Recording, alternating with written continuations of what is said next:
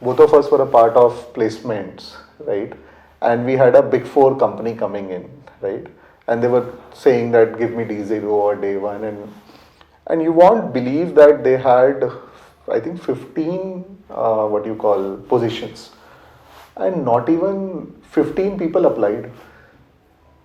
And had it been like any other B school, I mean, people would have been queues and fighting and would be on top of each other to apply, right?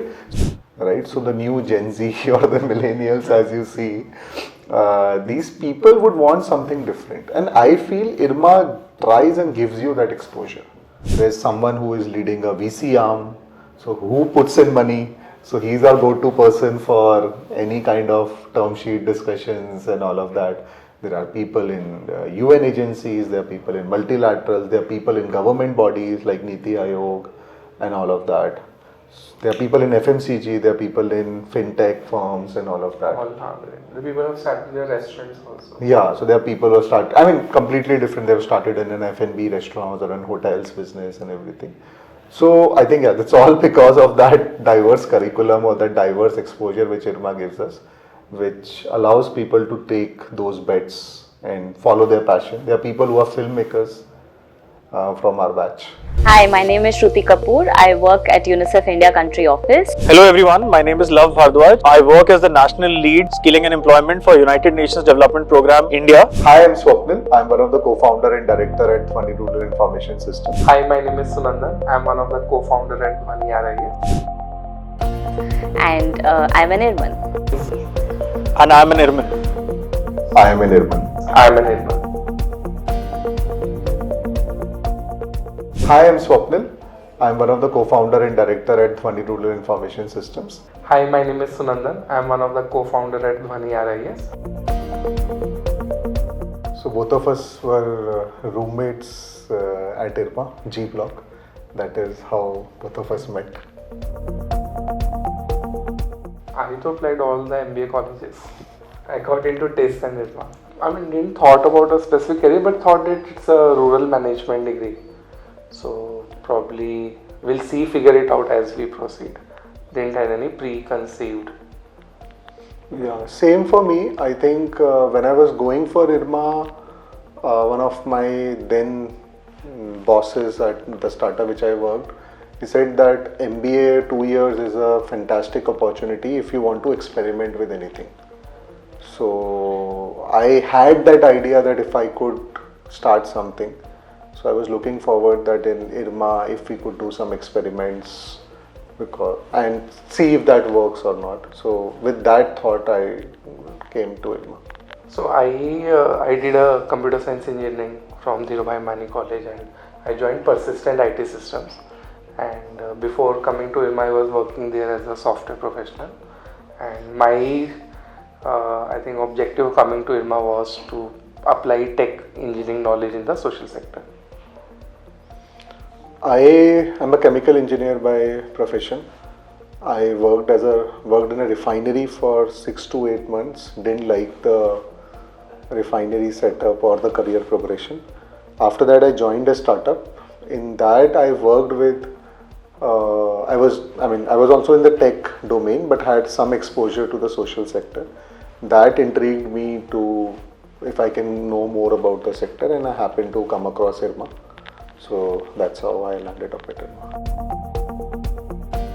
It's quite a story. So both of us, again serendipity, both of us. So IRMA has this unique curriculum where you have to spend 2.5 months in a village. At our time it was called Village Fieldwork Segment. So both of us were in hills, Uttarakhand, because the first thought is that it's like a holiday or it's like a vacation. So that's how we chose hills, somehow both of us were in hills. And we are put up with a family, we are put up with a non-profit. So the non-profit we were working was Chirag. So that was the first time from very close quarters we could see the rural reality or the rural life, as to say, and how a non-profit works and everything.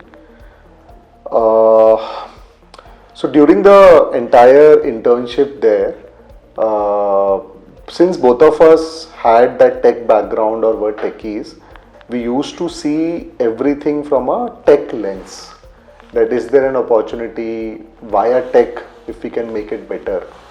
So we were working on while interacting with a non-profit, we came across a problem that they had a cooperative which had like 150 to 100 farmers, not many, and they had to send a message to all farmers at one go in some or the other way, and they did not have anything to do that. The only medium to do that was that there was a milk van which used to go. So they used to pass on that message to that milk van, and which all villages that milk van used to go, the milk van will translate. And that was the only mode of communication, because newspapers, radios, that were not there. So we thought that, and then they told us that you guys are engineers, software engineers, tech aata hai, computer aata hai, batao kya ho sakta hai, what you can do. So I think then we thought it's a very easy problem to solve, because bulk SMSs were going on then, and I'm talking about a time of 2012. So we said bulk SMS करते हैं सबको. तो हम लोगों को लगा ये हमारा यूरेका मूवमेंट है, हम कुछ सिखाएंगे इन लोगों को. And then we drafted a message on a website, got all the phone numbers and sent them. But it failed because लोगों को SMS पढ़ना नहीं आता था, लोगों को पता नहीं था what is an SMS and all of that. So then I think with few iterations we came across something that you can voice record. You can record your own voice as a message and send it as a voice call to everyone. So quickly, I think Sunandan hired some few interns from his college, and we could develop something wherein now an NGO person can record his own voice in that local Kumaoni dialect, and that went as a call to all the farmers. Now if it is a call, everyone will pick it up. Right, so our message was being sent to everyone and the objective was met. So that time the project which we called was Project Dhwani. Oh. So that is how the name and everything was born. And after that, I think both of us thought that it's a good problem and it's a communication problem or an information dissemination problem. So after coming back, we started working on it or decided that if we can work on it. So that's how it was. Yeah. And I think just to add related, so the second internship we picked up was on an NGO we went to Madhya Pradesh, Digital Empowerment Foundation, so Chanderi. So they were working on the problem of, they were doing pen and paper based data collection. So for any workers, your handloom workers, so they want to get enrolled in the social protection or government schemes. So they need, you need to capture their registration details. So they were doing pen and paper based data collection. We thought there is a better way to do that. So we built a mobile application for them to collect, enroll these beneficiaries. So we saw these pockets of challenges that somewhere there is a data collection issue, there's somewhere a communication is an issue, and how we can bring technology to solve these problems. And even in fact to the point that Dhwani naam, so we went to actually this Ambilant. what was the Ahmedabad based agency? Awaz. We went to Awaz actually to, this is a problem and then you already have a solution, so will you maybe adopt this existing solution to the NGO needs? So they said no. They said maybe this is a product you take, and we were like, they need a solution, they don't need a product.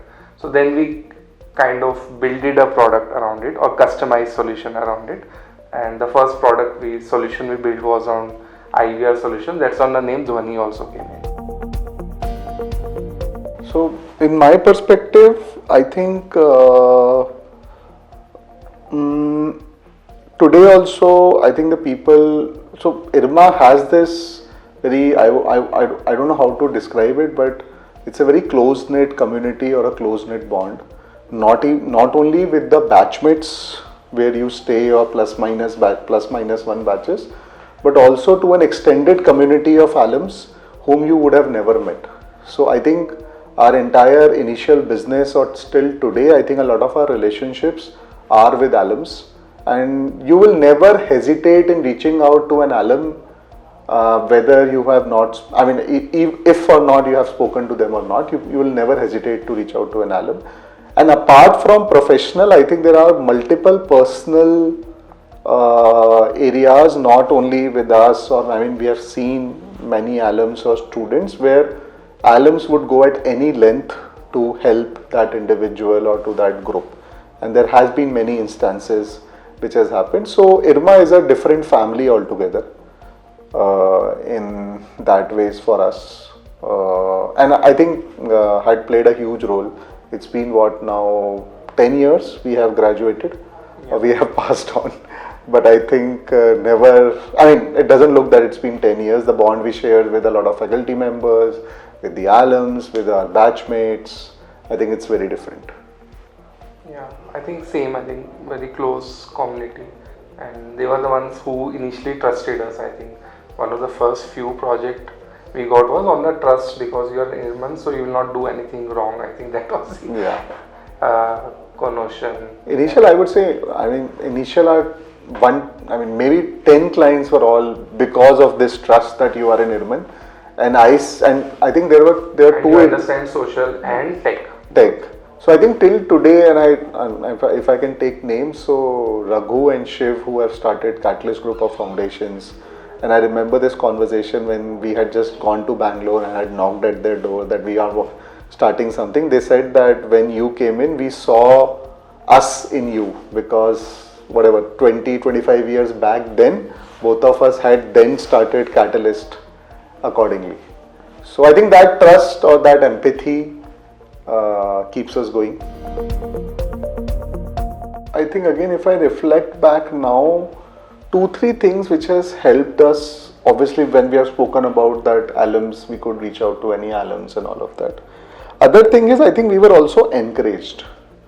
So I remember the point when we had thought about it, that should we start an organization, should we start, and the first faculty member whom we spoke to, because he taught us entrepreneurship, or our director who was then director, I think they encouraged us a lot, right? They said like a mentor who would give you more variables to think upon, to arrive at a solution, and told us that we are by your side, whatever it is, whatever help you need. And I remember, I think the second internship, so IRMA has 3 internships back then. So our second internship, we said both of us want to join internship together because it's a common project. And it's the first of a kind which was happening at IRMA. Earlier it not had happened. You have to give interviews. So IRMA made that exception for us. And they said, okay, you find a host organization.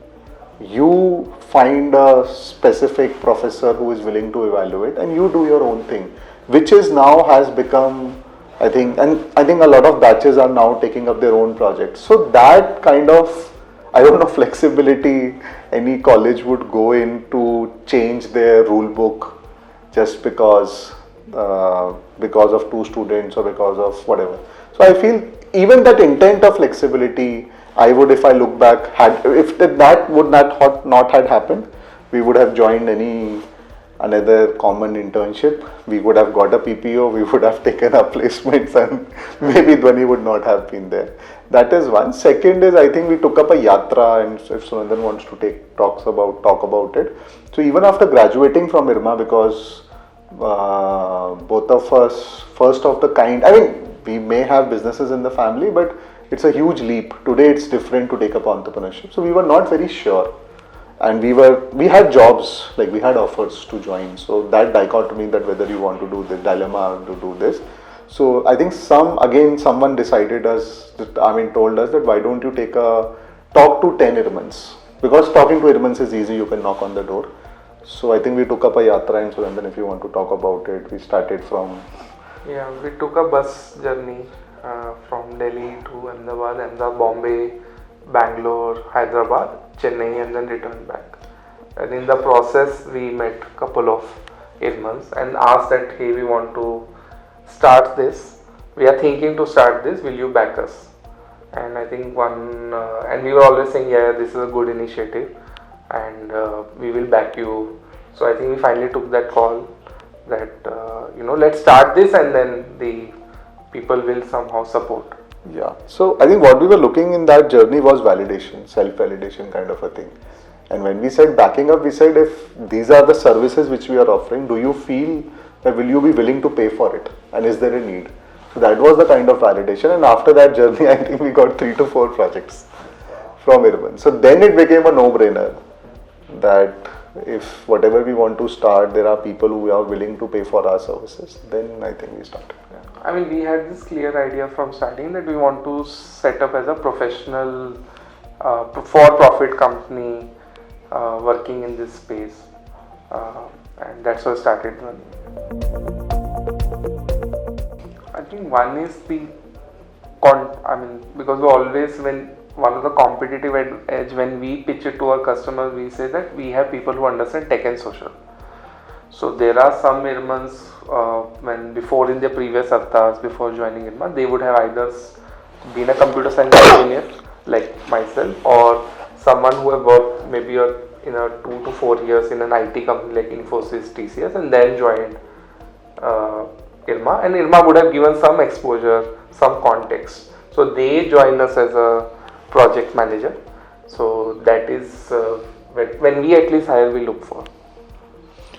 And I would still again say the curriculum gives a competitive edge, and it's that molding or that that thing happens at IRMA. So we always hire from IRMA, all our internships, placements, and all of that. So we would continue to do that. So I think now we realize it's a full spectrum of a professional journey. There are people who are in academics, right? They're teaching at IIMs. There are people who have obviously moved abroad. They have done their MPPs and masters, and now they are in their consulting firms or have joined again academics after their PhDs. A lot of new age sectors which are coming in, right? Electronic vehicles, EVs, or let's say climate or sustainability. There are people who have done that. When we had started, we were the ones who had started a company. But now I think from a batch of 120, I'm sure there will be 8 to 10 entrepreneurs, and they're leading companies, profitable businesses who are doing. There's someone who is leading a VC arm. So who puts in money? So he's our go-to person for any kind of term sheet discussions and all of that. There are people in UN agencies, there are people in multilaterals, there are people in government bodies like Niti Aayog and all of that. There are people in FMCG, there are people in fintech firms and all of that. The people who have started their restaurants also. Yeah, so there are people who have started, I mean completely different, they have started in an F&B restaurant or an hotels business and everything. So I think that's all because of that diverse curriculum or that diverse exposure which IRMA gives us, which allows people to take those bets and follow their passion. There are people who are filmmakers from our batch.